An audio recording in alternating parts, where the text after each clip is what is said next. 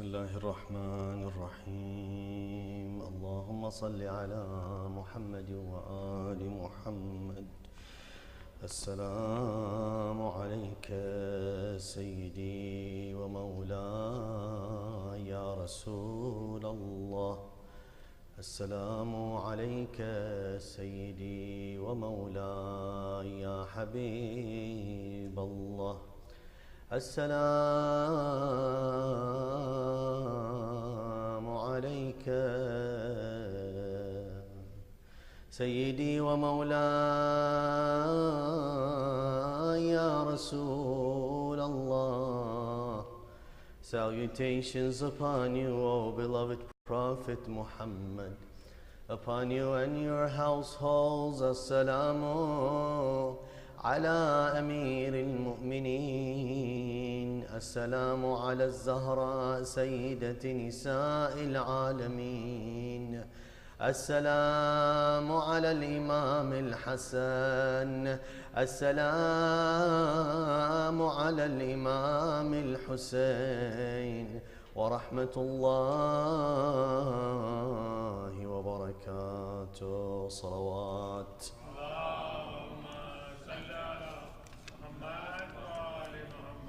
بسم الله الرحمن الرحيم. الحمد لله رب العالمين. الحمد لله نحمده ونستعينه ونستغفره ونستهديه ونعوذ بالله من شرور أنفسنا ومن سيئات أعمالنا. من يهدي الله فلا مضل له ومن يضلل فلا هادي له. والصلاة والسلام على النبي الهاشمي القرشي المدني الأبطحي التهامي السيد البهي السراج المضيء الكوكب الدري صاحب الوقار والسكينة المدفون بالمدينة العبد المؤيد الرسول المسدد المصطفى الأمجد المحمود الأحمد حبيب إله العالمين أبي القاسم محمد. اللهم صل على محمد وآل محمد وعلى آل بيته الطيبين الطاهرين. بسم الله الرحمن الرحيم. رب اشرح لي صدري ويسر لي أمري واحلل عقدة من لساني يفقه قولي. Dear respected brothers and sisters, Assalamu alaikum jami'an wa rahmatullahi wa barakatuh. Allah Azza wa Jal says in the Holy Quran, أعوذ بالله من الشيطان الرجيم بسم الله الرحمن الرحيم إن الله لا يغير ما بقوم حتى يغيروا ما بأنفسهم. صدق الله العلي العظيم. First and foremost, I want to thank each and every one of you for making it out here tonight to gather together to talk about the greatest of creation, to connect with the creation Allah Azza wa Jal set as an example for everything and for which all other creations were created. We're talking about no other than the Holy Prophet Muhammad sallallahu alayhi wa alihi wa sallam.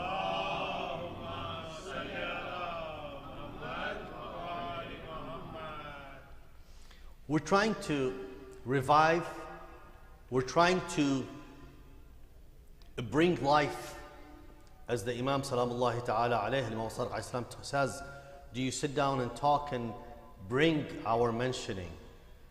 He said, I like these councils, I like these gatherings. Ahyu amrana rahimallahu man ahya amrana. Revive our issue. May Allah revive those who do that.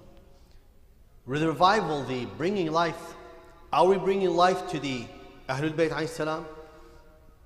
No, they're alive whether we like it or not. It is us that are being revived. So there is a connection I, the person, the individual, need to do so I can tap into this content, whatever I want to call it. Still, I'm gonna develop it in these few nights. Once I connect with this content, there's a reaction in me, I, the person. Throughout these 3 nights, inshallah, if you decide to join, I want you to identify the difference between 2 different things. We may talk about certain ideas, we may talk about certain knowledge. That is foreign to me, that is a strange knowledge to me until what happens? Until I personalize the idea, until I personalize the content, until I take ownership of the content in me. Just knowing about the content is not personalizing the content. There's a lot that I may or you may know about, but that knowledge of it is not that kind of knowledge that would change the person you are, shape the person you are, affect the person you are. It is until I personalize, and I want you to leave tonight with this statement, with this term, personalized knowledge. When you assess yourself, what is it that you have from the personalized knowledge? You'll find that most people, their personalized knowledge is a pool of very few ideas that really dictates what they do, how they make decisions, how they drive their lives, how they teach their kids, how they teach themselves, how they live life, is based on very few statements. One of the most important sources of this knowledge is the Holy Quran. What happens when I read the Holy Quran, إِنَّ اللَّهَ لَا يُغَيِّرُ مَا بِقَوْمٍ, God is not going to change the condition or the state of the people until what? حَتَّى يُغَيِّرُوا, until they change مَا بِأَنفُسِهِمْ, what's in them. Personalizing the knowledge to personalize the change. That initiative, that step, starts with the I. All right. So, what is it that we get from that content? What is it that we get from the Quran? What is it that we get from the Holy Prophet ﷺ that we're trying to commemorate in these nights? Ahlul Bayt alayhi salam in general, what is it that we're trying to get? It boils down to one word. We are trying to create a narrative and personalize the narrative to me, to the I. There's a best-selling book called The Sapiens, A History of Mankind. His author wrote another book called Homo Deus, The Future of Mankind. In these two books, he talks about mankind and what mankind did and the evolution of mankind to the point that we're at today. And he predicts and forecasts what humanity is going to do. He starts with the simple idea, builds on it, then says, based on Darwinian evolution, that we will get to a certain point. So where do we start with? He says, in general, animals, and the more advanced the human beings, they gather and work in groups. But what brings them together, especially when it comes to human beings, these stories, these narratives. Narratives bring people together, and they try throughout these narratives to establish goals and objectives, and they have dreams, and all because of these narratives. Narratives are stories, are principles, are a collection of all these things together. So he discusses all these narratives. I don't recommend this book to many people because it's pretty twisted, the ideas and how he tries to come up with his conclusions, but it's worthy for those who have good intellectual background to assess and read it. But then he goes, in his next book, he says, human beings will be evolving to a level that they will be able to, what we believe as God, we will have human gods, or godly humans. He quietly tries to completely absorb the idea and kind of reject the idea of God, but in an intellectual, as he states it, approach.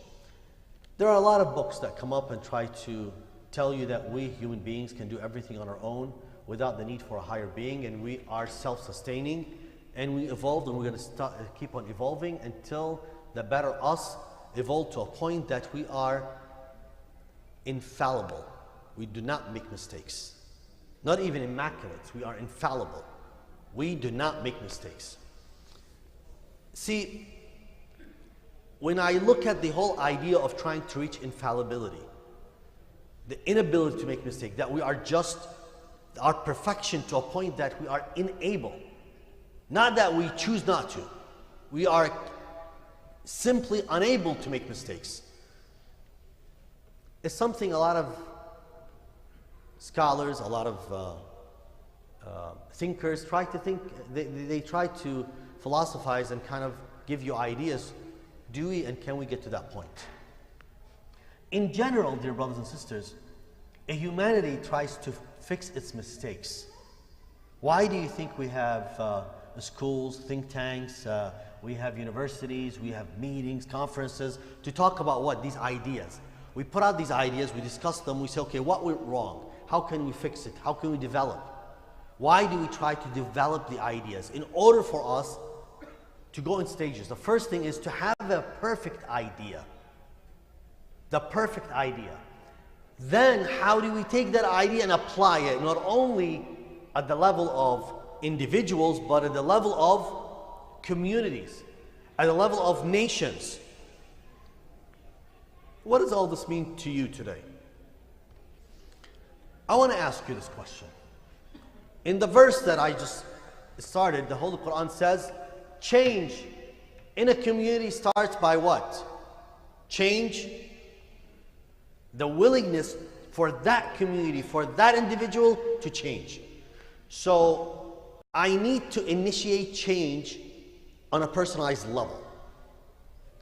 But when I want to initiate that change, the first thing I have to ask myself, what am I going to change?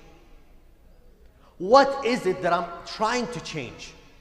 So I want to go through and ask you all to do something. Mentally in your mind. Can you today identify two things right now as you're sitting in your mind? Two things that you believe you need to change in your life? Is there this list that you can create right now? I need to change A and B about myself. Because identifying what needs to be changed is the first step to change it. Now, I need to do the following step. All right, I want to change, but what am I going to change to? I understand I need to change this, but why do I need to change it? Obviously, because I feel and I see there's something missing. There is something, this me that I'm applying, whatever it is, that a habit, an action, an idea, it's not perfect. There's something missing. How did I know that it's missing something? How did I know that it's not perfect? How?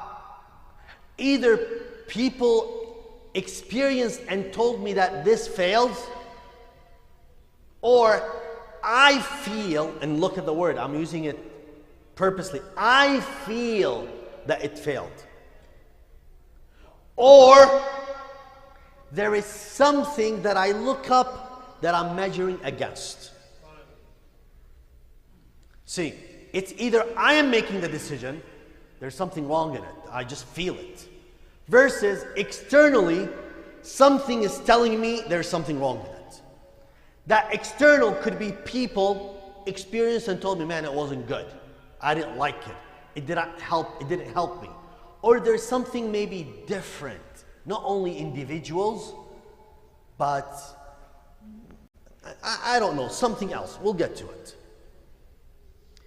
But the first, when I look at my own need to change, what am I doing in reality?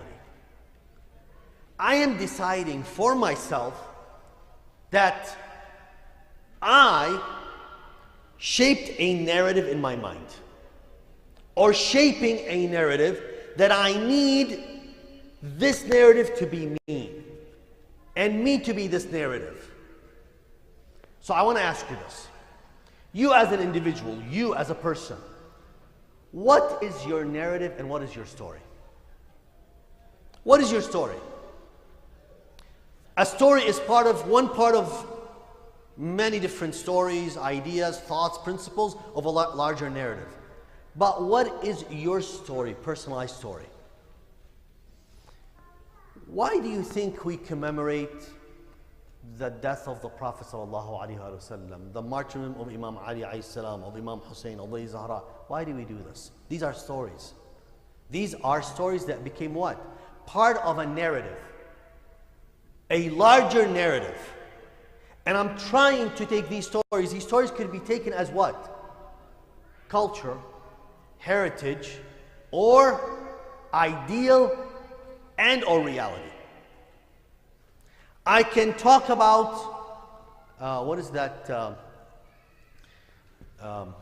movie? The Rings thing, what is it? Lord of the Rings, yeah. I know it's a ring thing, it has to do with that. I mean, it's a really fascinating story, right? How many of you watched it? Okay. What about the other one, Harry Potter? Okay. It's a story. I mean, look, how many read Harry Potter? Please raise your hand. Be honest. Raise your hand. Adults, they want to raise their hand. Not all of them. Okay, fine. How many volumes have you read? 3, 4, now there are 7 volumes maybe? They're this thick. This thick. I mean, really, I remember my niece. I hope she's not listening. So when she got it, I'm like, so honey, how long, inshallah, how long is it going to take? She said, I don't know, 3 hours, I'll be done with it, 4 hours maybe. I'm like, wow, mashallah, okay. She's like, you want to read it with me? I'm like, no, I don't think so. Do it on your own. I don't think I can put 4 hours into reading this book. Now, we can read this narrative, but look when it comes to the Holy Quran. Why is it a lot of us, that same age group, who raised your hand, when you read Harry Potter, Lord of the Rings, and all else, you read it, you'll enjoy it, you will what? Also, you'll have amazing imagination of what's in it. You'll imagine every part of the story. You'll draw this like magical, whatever is in that book. You will live it, you'll breathe it, you'll dream it. But when it comes to the Quran, it's foreign to you. It's a stranger. You don't have that kind of interaction with it. Some of you, when you read these narratives, when you read these stories, they actually become part of who you are, part of your life. Right or wrong? You start imagining. You're like the Harry Potter, you know? You start imagining things like, what if the situation, you're in it? What if you start putting yourself in it, right? Everyone's looking at me, no. Okay, well. When it comes to the Holy Quran, why is it we're strangers to this narrative?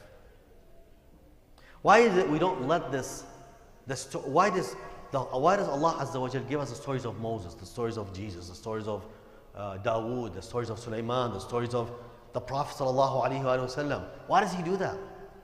Luqman. Why does He give us these stories?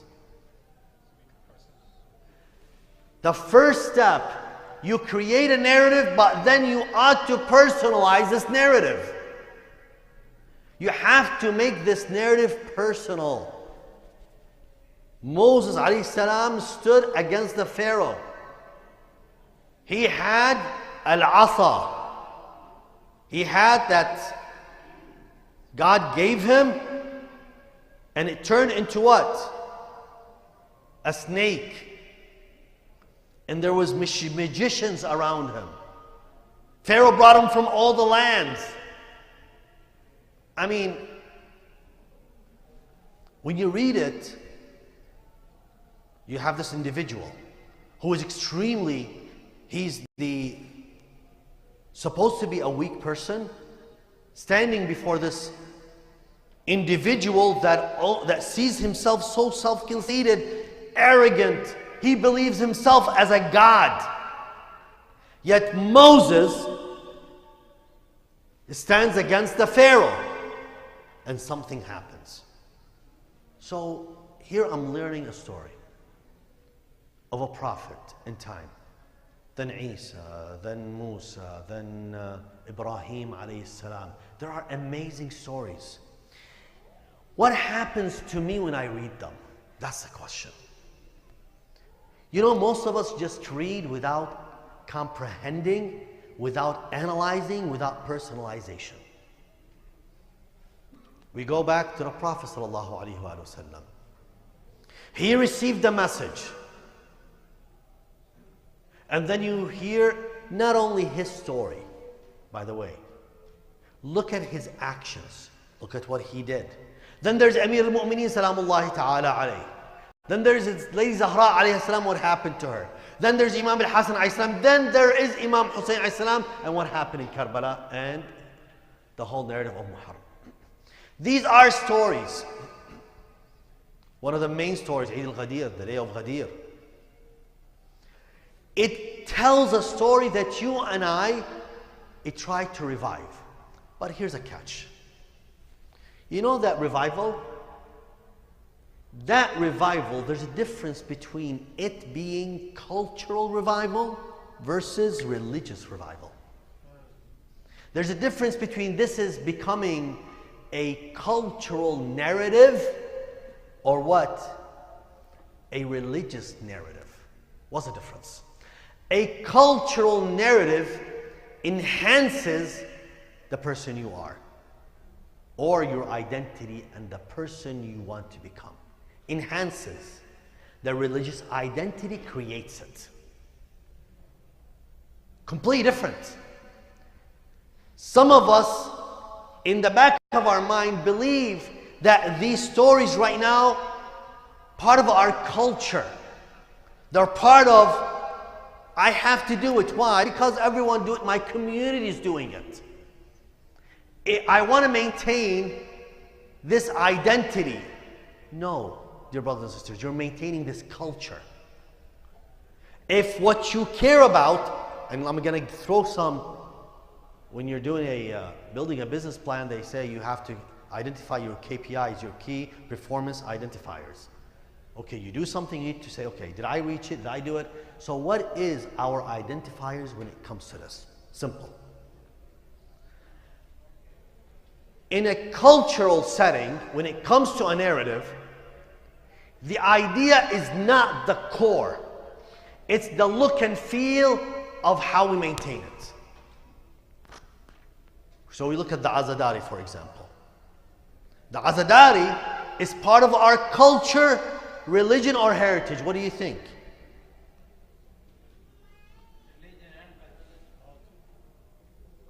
Religion, culture, and heritage. Excellent. Because the Azadari is considered what? Ash'ira. Ash'ira in Islam, in the Quran, فَمَنْ يُعَظِّمْ شَعَائِرَ اللَّهِ فَإِنَّهَا مِنْ تَقْوَى الْقُلُوبِ. Whoever identifies these sha'air, it is what brings piety to the hearts. Good. But here's a problem.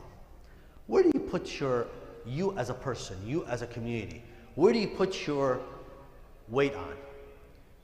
To maintain the way it looks or to maintain the idea that is carried? If it's the idea, then in every place and time, it will look different. But if you fight only for the way it has to look, you're maintaining a culture.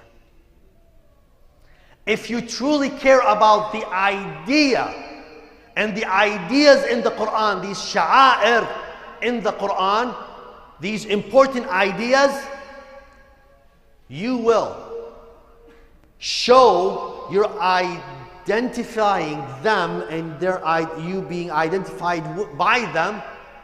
In the US, different than in Europe, different in Pakistan, in India, in Iran, in Iraq, in the Middle East, it doesn't matter. The idea is the same, but we personalize it at the level of the individual, at the level of the community, at the level of the country, the nation, the language. It doesn't matter. It is flexible and it is dynamic. A true sha'ira, a true narrative that is based on the religion, it's extremely dynamic.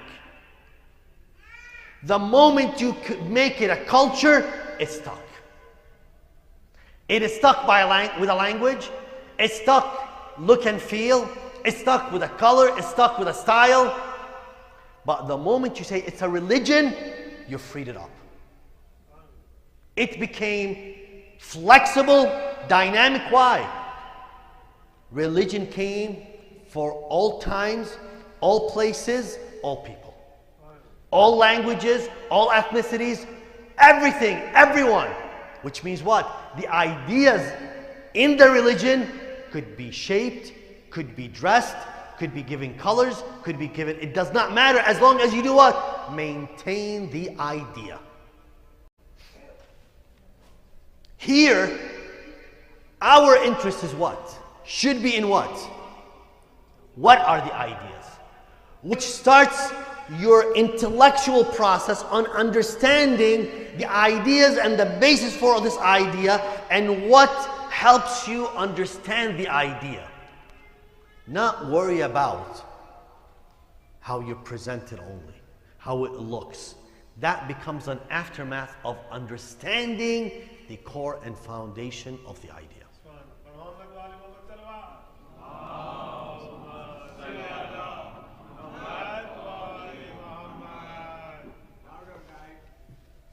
No.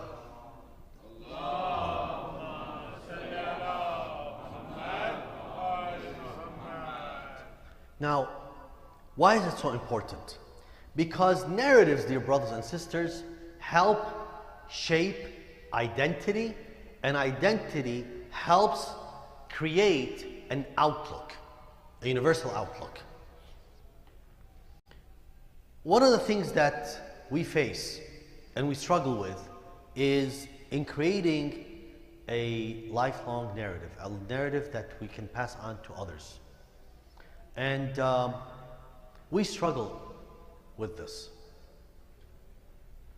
I'll talk in these coming nights in more detail. The problem that we're facing with our young generation when it comes to narratives, ask them, what is it, the narrative that is shaping who they are? What is that narrative? Honestly, you'll find most of them don't have a narrative. You know why? I don't blame them because they're a reflection of who we are. We don't have one. When we don't have, if I don't have something, what am I going to pass on to my kids? I cannot pass on something I don't have. When this pulpit is essential to the creation of a narrative, this pulpit. So, what do you think this pulpit is sending and giving as a narrative? What is the narrative of Imam Hussein alayhi salam? What is the narrative of Imam Ali alayhi salam? So, I look at the Quran. إن الله لا يغير ما بقوم حتى يغيروا ما بأنفسهم. Change starts with me. But I need to really have a vision of and a roadmap for what I want to become. It's trying to become something. So, what do you try to become? In your mind, what is it that you're trying to achieve?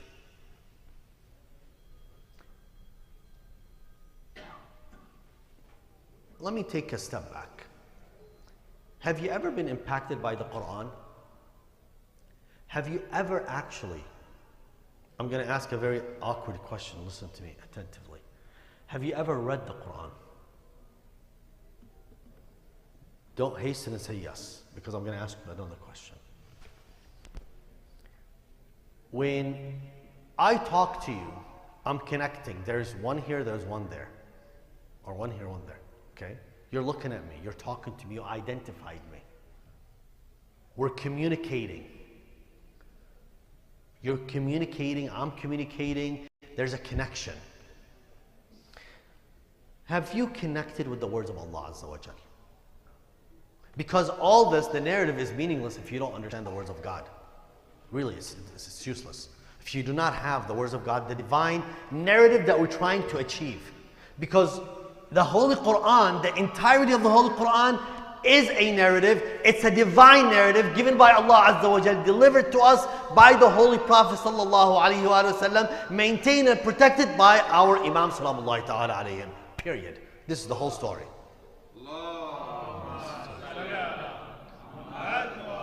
The narrative is sent to us by Allah Azza wa Jal. This is the narrative. This is what you want to shape your mind, who you are based on. This is what, if you take, if you identify with, if you learn, if you truly reflect on, if you have and give yourself the chance to interact with these words, it will impact you, it will shape the person you are, and you will achieve this level of happiness that Allah Azza wa Jal wants you to achieve is through this narrative.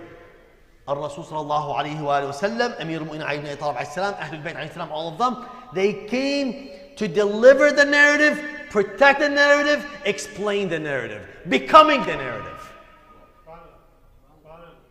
They delivered it, they protected it, they explained it, and they showed how to become it. Our interaction with them is to understand how this verse can be in action this. So what do I want to be? Them or the Quran? When I look at Ahlul Bayt and the Quran, what do I want to be? I want to be the Quran in accordance to them. I want to be like them, how they took the ideas and put it in action. So, but it all starts with what? A simple step. I need to read the Quran. I need to read the word of God. So, side comment here. The word of God. What is God to you? What is God to you?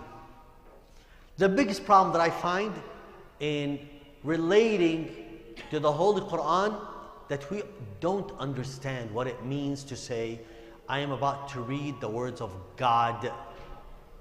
The words of God. What is God to you? So let me ask you a question. Each one of you sitting now, I'm going to give you an exercise. Sum up, when you hear the word God, sum it up in one word. What would it be? Anyone cares to share? Just one word. God, what is that one word? What's that? Sustainer. I didn't hear the ladies. What did you say? Creator. What else? Knowing. Beautiful. What else? What's that? Provider. See, Almighty. See what we're doing with this? We're personalizing the meaning, what it means to me. And by the way, if you don't have a meaning, if you don't have that word, there's a problem. It means you have not personalized it enough.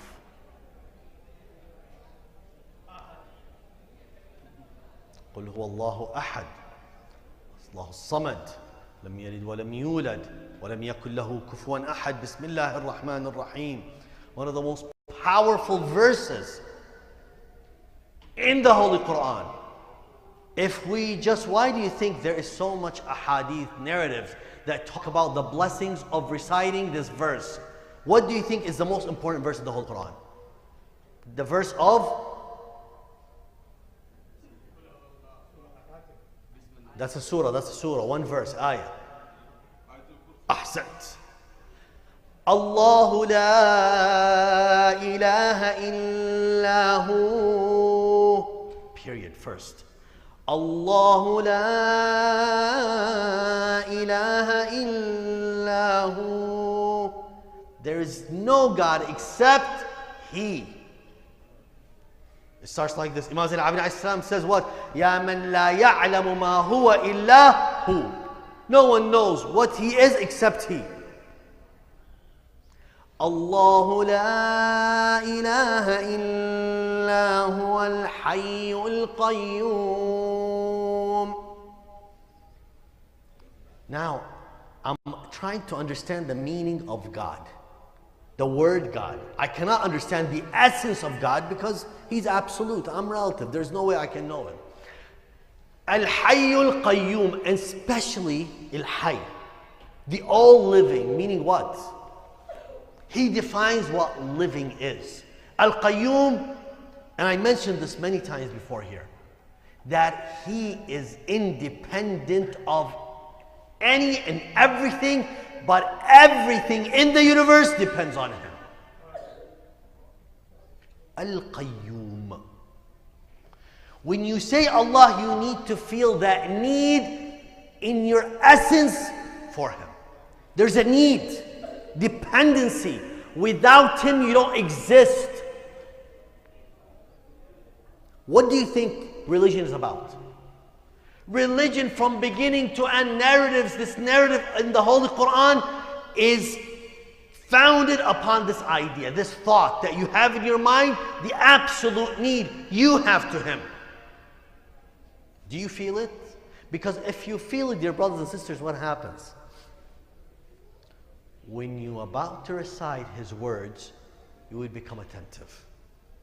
Do you want to know what's the best way to understand your relationship with God and what it means, that word to you? You want to know? You want me to give you a test that you can apply to yourself? It's very simple. It's extremely simple. It will tell you what kind of relationship you have with Allah Azza wa Jal.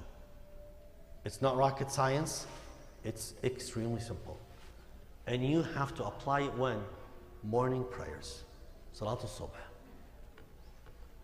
When do you wake up for Salatul Subh? How do you wake up for the morning prayer? How much does it take you to push you from on the bed to off the bed? How alert are you the moment morning prayer hits? Are you trying to be awake before the morning prayer so you can be ready for it on time? Or are you the type that waits until you don't ask when is dawn, you ask when is sunrise? Why? Oh, let me wake 10 minutes before sunrise. Right?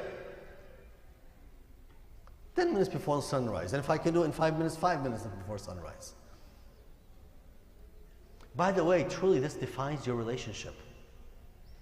And once you define your relationship with God, because what? Prayer is by far one of the most important moments between you and God. It's this meeting that you have with God. So knowing that this is time for the meeting and you're willing to delay, he gives you that from A to Z. This is the time. If you decide to meet him at the end, it says what? You put all this 90% of the time as a priority over him. That's what you're doing. That is what you're doing. You are in action defining your relationship with God by saying, you're not as important to me. I will leave you all the way to the end. All the way to the end. I don't care how many lectures you hear. I don't care how much Quran you read. I don't care how much akhlaq you try to. It boils down to your relationship, to that moment of prayers with God. And the morning prayer is even more tougher because you're in your comfort zone and you're trying to show how much you're willing to sacrifice from your comfort to God. Right? Right or wrong? So, the narrative, what is it all about, this narrative, the Holy Quran? It starts with reading the Quran. Reading the Quran so you can learn from it. Al-Allama Tabatabai says in Tafsir Mizan, and a few other scholars talked about it. They say, we can approach the Quran with our preconceived notions and ideas and ask the Quran to justify them. I become the standard and I look at the Quran to justify what I believe in. I look at the Quran as a means to what I know, what I want. Versus, I approach the Quran as an open book and give the Quran the pen to write in my book.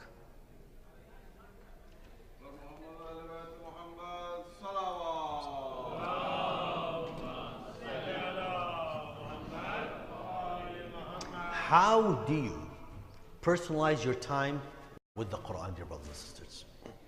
How do you do that?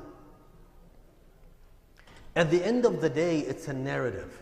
When you look at your child today, and I know a lot of people, anywhere I go, it's about our community, it's about, our youth, the young people, the problems we're having with it. They're not doing this, they're not doing that. They're a product of who we are. Seriously. Don't look too far. Don't blame the community, don't blame the environment, don't blame this and that. Who you are shapes who they become. But if who you are is not based on the idea of religion, but the culture of it, you're not passing an idea, you're passing culture, look and feel. So you'll have them protected while they're in your house. The moment they go outside, the look and feel changes. They change. It's a cultural thing. You did not take the time to raise them with the ideas, with the thoughts that religion is giving to you. The religion gives you some powerful ideas. They connect you with the absolute. لا تأخذه سنة ولا نوم. He's God, there's nothing that he misses nothing. له ما في السماوات وما في الأرض. See, everything in the universe goes back to him. This is a narrative that when the child grows with, he grows with something infinite, not finite. No limitation. He knows there is a being in this universe from which everything is given, everyone is given. That being is absolute and we're relative. This is giving so much power to the mind of the child to connect to the most powerful, the most generous, the most living, the most independent, the most, and you teach him what? The names of Allah Azza wa Jal. When you teach the names of Allah Azza wa Jal, you may teach a culture. Just look at the vowels, look at the names, look at the sound and memorize them. Versus you teach a meaning. وَلَقَدْ آتَيْنَا لُقْمَانَ الْحِكْمَةَ أَنِ اشْكُرْ لِلَّهِ. And then he says, when he talked to his son, يَا بُنَيَّ لَا تُشْرِكْ بِاللَّهِ إِنَّ الشِّرْكَ لَظُلْمٌ عَظِيمٌ. Don't associate with God. Don't associate with him. This is a narrative. Luqman talking to his child. Ayatul Kursi is a narrative. Have you seen the thawab of reciting Ayatul Kursi? If you want this, recite Ayatul Kursi. If you want to preserve this, recite Ayatul Kursi. If you want to gain this, recite Ayatul Kursi. It is so much, there is so much thawab if you recite this ayah 7, 10 times. Or why? Because all of it is a state of mind. If you shape your mind on and based on these ideas, when you talk to God, between me right now and God, there may be so many layers and obstacles. You know what they were created by? The lack of. They're created by my own ignorance. And the way I remove these layers is by knowledge, learning. That is why Imam Sadiq alayhi salam, when he talked about his Shia, he said his followers, one of the most important, Arifut Tawheed. They understood the meaning of Tawheed. Once I understand the meaning of Tawheed, what happens to me? I'm removing layers from my knowledge, from my relationship with God. Ignorance is an obstacle. The Quran what? We revealed the Quran onto the Prophet Muhammad sallallahu alaihi wasallam for what reason? لِيُخْرِجَكُم مِّنَ الظُّلُمَاتِ إِلَى النُّورِ. From darkness to what? Light. What is darkness? Obstacles. What is light? A clear pathway to your relationship with God. That pathway, how do you achieve it? Understanding the idea. I need to understand who am I listening to. I need to understand who am I talking to. We talk about this often. But dear brothers and sisters, We put so many layers in our understanding to achieve it. The prom is with us, is truly with us. I'm not going to try to give you a very in-depth philosophical analysis and reason. It boils down to one word: lazy. Lazy. We don't want to put the time. We want it to be served to us on a golden platter. No. Relationship with God, it is God. Want to have a relationship with God? You want to be the one when He talk. Having a good relationship is what? I have connections with Him. When I say, Ya Allah, I'm talking to Him. God, let me ask you, if you're a person of respect, respectful person, if someone calls your name respectfully, do you ignore him? Do you? Do you? Wallah, it's simple, you don't. Why? Because it's inappropriate. He or she called me in an appropriate way, which means respectful way, which means they put value, they gave me value. I looked back and say yes.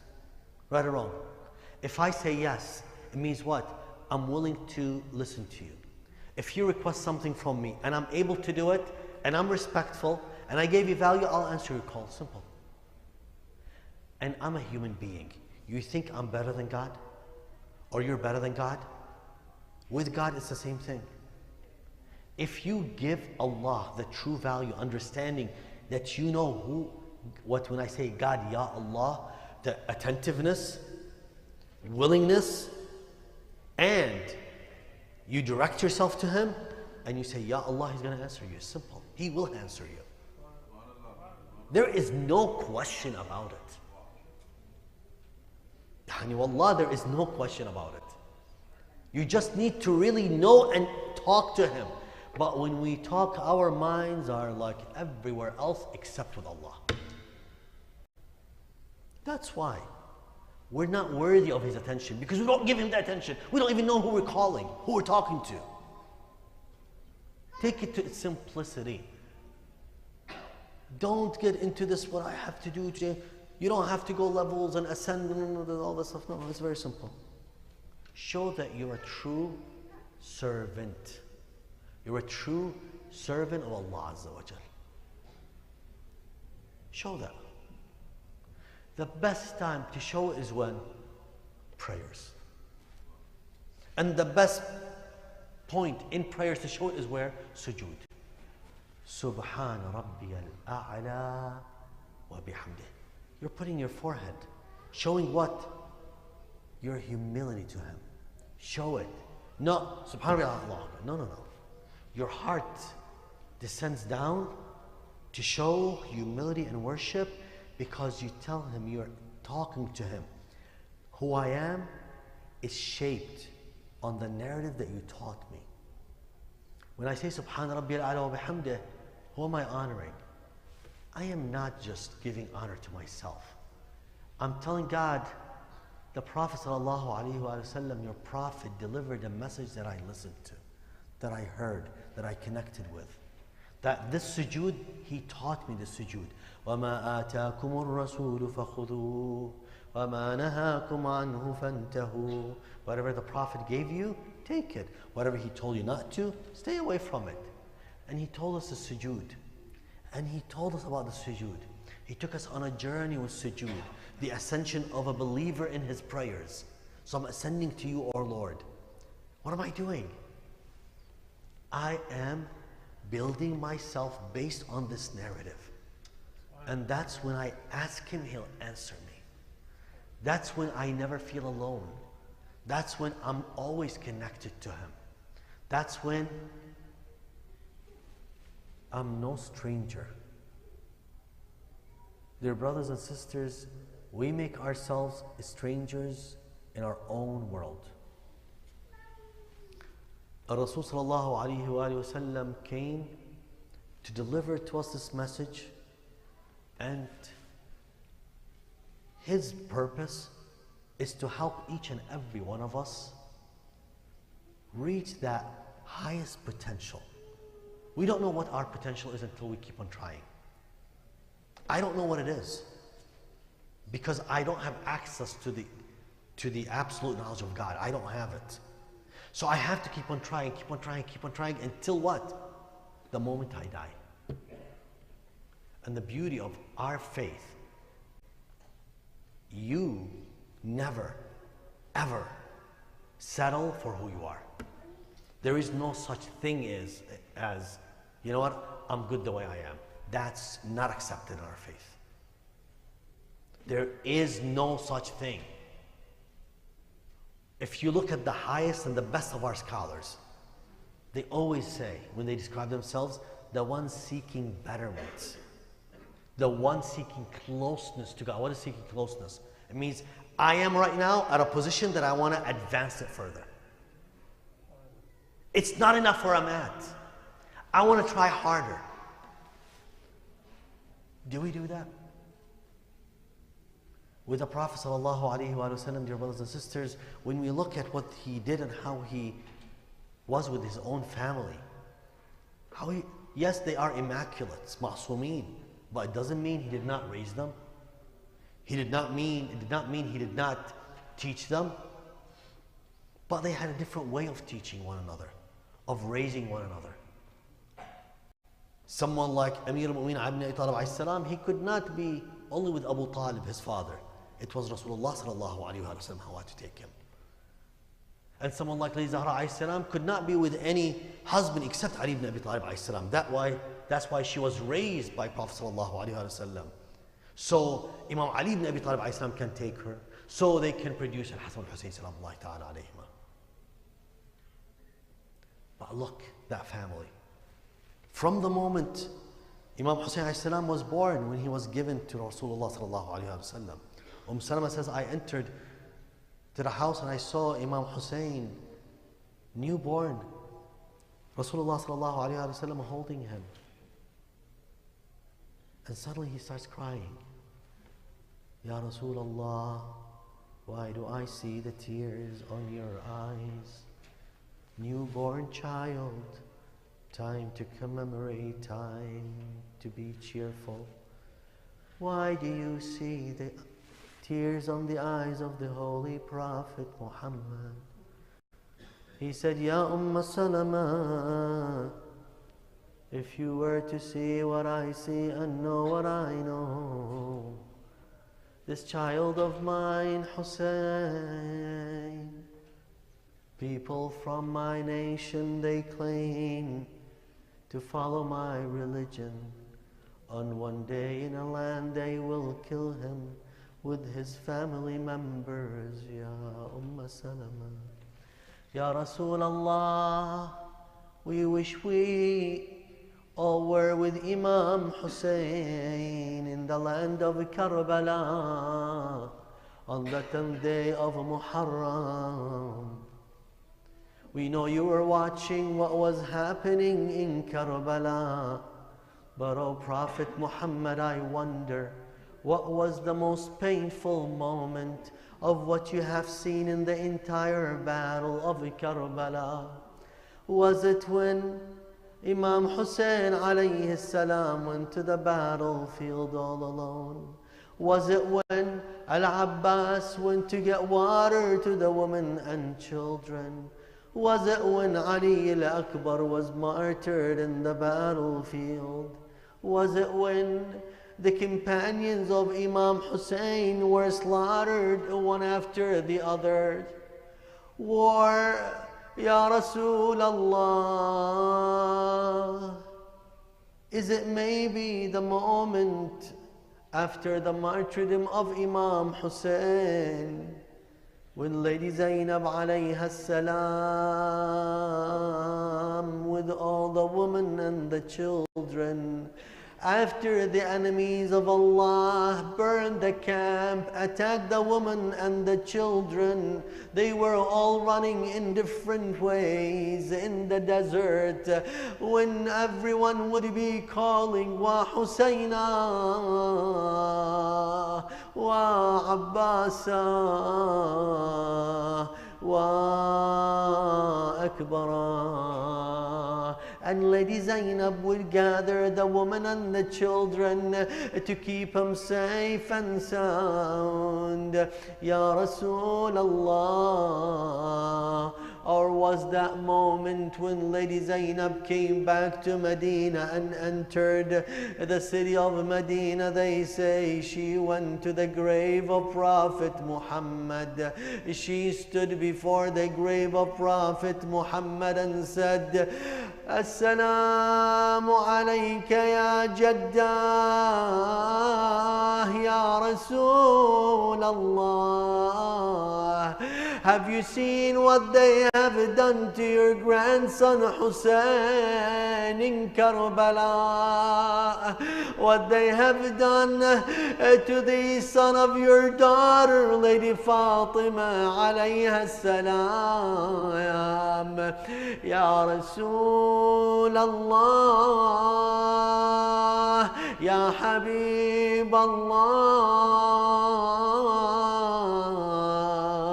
we came back to you from Karbala. يا ليتنا كنا معكم سادتي فنفوز فوزا عظيما. We ask Allah to accept the little we are offering in these nights. We ask Allah Azza wa Jal to forgive us all our sins. We ask Allah Azza wa Jal to guide us. We ask Him Almighty to forgive us all our sins and to release us from the fire of hell, and let us offer the blessings of recitation of the Majlis and Surah Al-Fatiha for all the souls of the deceased ones. Let us offer them the blessings of recitation of Surah Al-Fatiha after the Salat ala Muhammad wa Ali Muhammad.